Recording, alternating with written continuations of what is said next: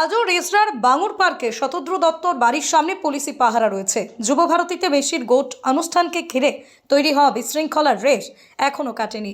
Football প্রেমীদের মধ্যে হতাশা, ক্ষোভ আর প্রশ্ন, সব মিলিয়ে পরিস্থিতি এখনও অস্বস্তিকর। স্থানীয় সূত্রে জানা গেছে, শতদ্রুর বাড়িতে বর্তমানে তার মা, স্ত্রী ও ছেলে থাকলেও এদিন কাউকেই প্রকাশ্যে দেখা যায়নি। বাড়ি থেকে বেরোতে দেখা যায় মৌসুমী দাসের নামে এক যুবতীকে। তিনি জানান, তিনি শতদ্রুর স্ত্রীর মেকআপ আর্টিস্ট। তার কথায় দীর্ঘ 3 বছর ধরে ইভেন্ট সফল করার জন্য পরিশ্রম করেছিলেন শতদ্রু। নিজের ছেলেকে ফুটবলের অনুশীলনের জন্য বাড়িতেই মাঠ বানিয়েছিলেন, কিন্তু সব স্বপ্ন এক মুহূর্তে ভেঙে পড়েছে। বাড়িতে এখন তাহলে কেউ নেই? না, বাড়িতে কেউ নেই। পুলিশ তো রয়েছে বাড়ির সামনে। হ্যাঁ। হ্যাঁ, এমনি কোনো ইয়ে হয় না? বাড়ি থেকে কেউ এসেছিল এরকম? না না না, কেউ বাড়ি নেই। আচ্ছা, তার সাথে কোনো কথা হয়নি ফোনে? না, একদম। যেটা হয়েছে খুবই দুঃখজনক। হ্যাঁ, সেটা হ্যাঁ। সবার ক্ষেত্রে, যেমন হ্যাঁ। যেমন পাবলিকের ক্ষেত্রেও দুঃখজনক, তেমন এনার ক্ষেত্রেও দুঃখজনক। কারণ ইনিও কিন্তু অনেক আশা নিয়ে এই প্রোগ্রামটা করেছিলেন। আজ থেকে নয়, 3 বছর ধরেই। একদম। মানে দাদাকে আমরা তো চিনি, যে 3 বছর ধরে যে কীভাবে মানে আমরা তো দেখেছি। স্বপ্নটার জন্য দৌড়ঝাঁপ করেছে, মানে দিনরাত এক করে, খাওয়া দাওয়া নেই, কিছু নেই। যেভাবে করেছে, মানে এইটা মানে আশা করা যায়নি। কি বলবেন, এটা যে হলো, এটা দাদার তো দোষ অতটা আপনি বলছেন? না না না। তাহলে ওনাকে দাদার একা দোষ- একা গ্রেফতার করা দাদার হলো তো কেন? কোনোভাবেই আমি কোনো দিকে দোষ দেখতে পাচ্ছি না। কারণ একটা মাঠে কিনলে নেবে একটা মানুষ কি করে একা সামাল দিতে পারে? উনি তো মাইকে বারবার বলছিলেন যে বারবার দাদা বলছিলেন মাইকে, ফাঁকা করে দিন, মাঠটা সরে যান। ফাঁকা করে দিন। তা ওনার বিরুদ্ধে একা ব্যবস্থা নিল কেন? পুলিশ ওকে ওনাকে অ্যারেস্ট করলো।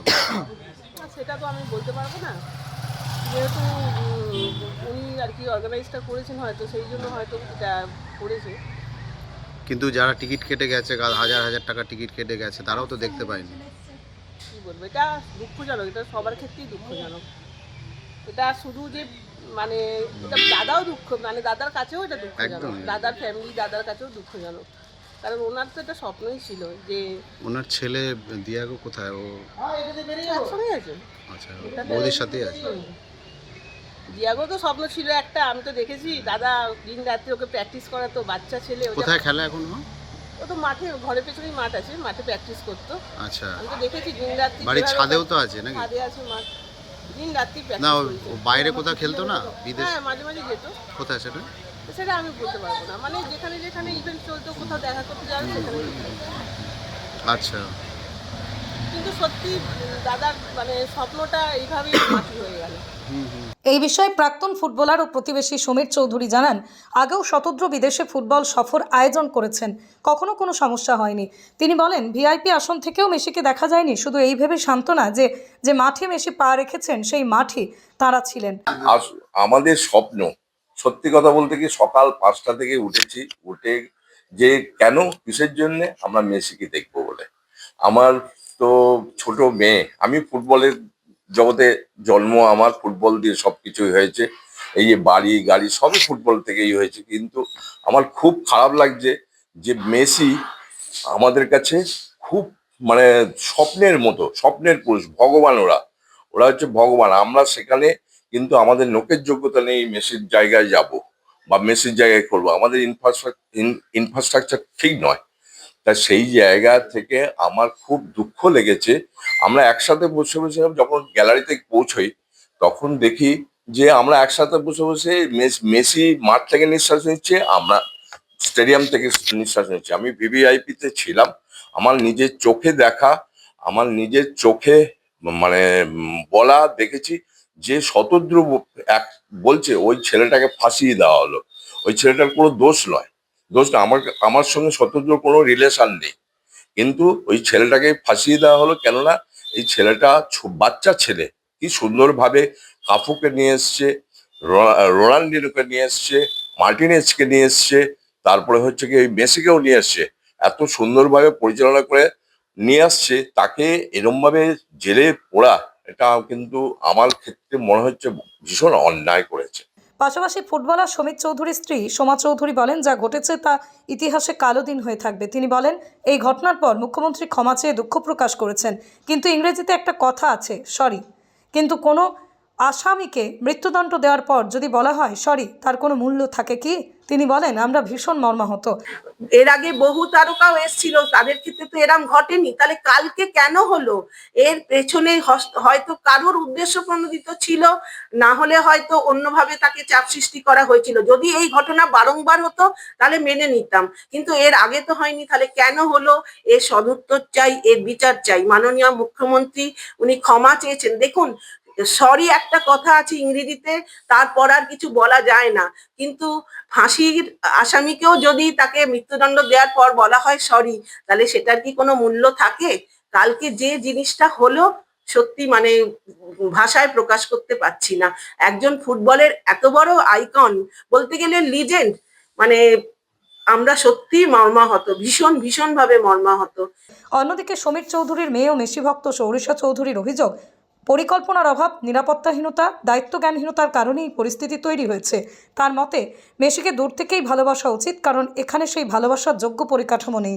আমি অ্যাজ অ্যান আর্জেন্টিনা ফ্যান আর বেসিক্যালি মেসির ফ্যান হয়ে আমি অনেকটাই আশা নিয়ে গেছিলাম যে ওকে একটা আই উইটনেস করতে পারবো, বাট সেটারও একটা মিনিমাম চান্সও আমি পাইনি ওখানে গিয়ে।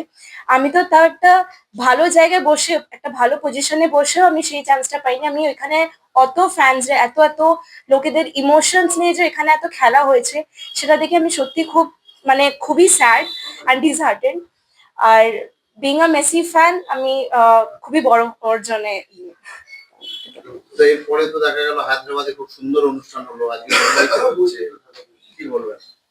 হ্যাঁ, এটাই বোঝা যাচ্ছে যে হায়দ্রাবাদে এতটা প্রপার প্ল্যানিং করে গেছে, যাওয়া হয়েছিল এখানে, এত সুন্দরভাবে এখানে ম্যানেজমেন্ট করা হয়েছে, যেটা এখানে একটা মিনিমাম রিকোয়ারমেন্টসও ফুলফিল করতে পারেনি। প্রপার কোনো কপস সেটেলমেন্ট ছিল না এখানে, সবাই নিজেদের সেলফিশনেসটাই দেখানো হয়েছে এখানে।